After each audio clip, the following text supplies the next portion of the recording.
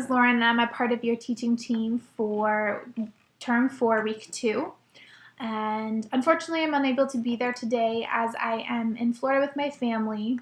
That being said, our group had previously come up with a plan B, and that was for me to video Skype call you on the day of the presentation to present my material to you.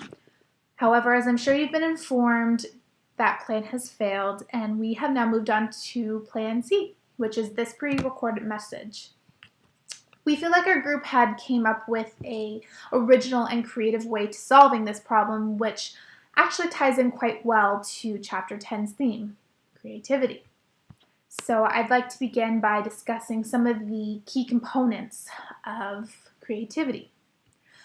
We are naturally all creative, however, we most often spoil that ability by conforming to social norms and expectations, essentially meaning we're almost afraid to show our creativity. With any problem like this, there are always solutions to overcoming them. These solutions can involve these 4 steps. 1. Idea needlers. 2. Manipulative verbs. 3. Association and metaphors. And 4. Analogies. So I'd like to just go into a little bit further detail with you about idea needlers. Idea needlers are essentially imagining different ways to do or use things, or variables that will result in the answering of potential questions. In Table 10.2 in the Chapter 10 textbook, idea needlers are described as things like, what can be done? What else can it be made into? What if this were blown up? How can it appeal to the senses? Can motion be added to it? Can it be made safer? In what form could this be? Liquid, powder, or paste, etc. I'm going to talk to you a little bit more about manipulative verbs now.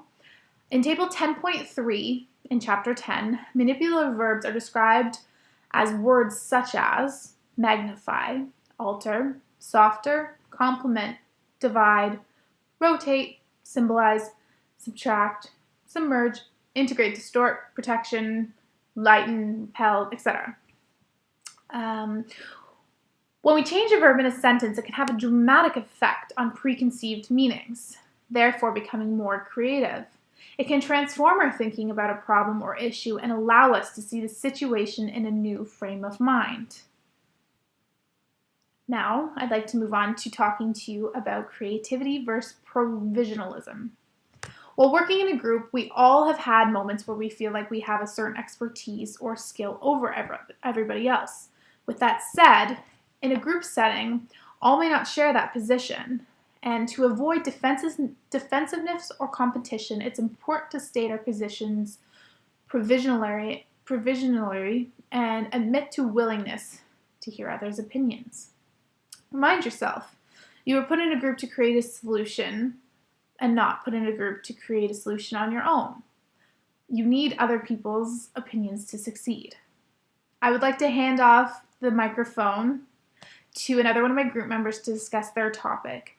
But before I go, I'd like to say thank you for accepting this video as a form of presentation, and I hope to see you all on Wednesday.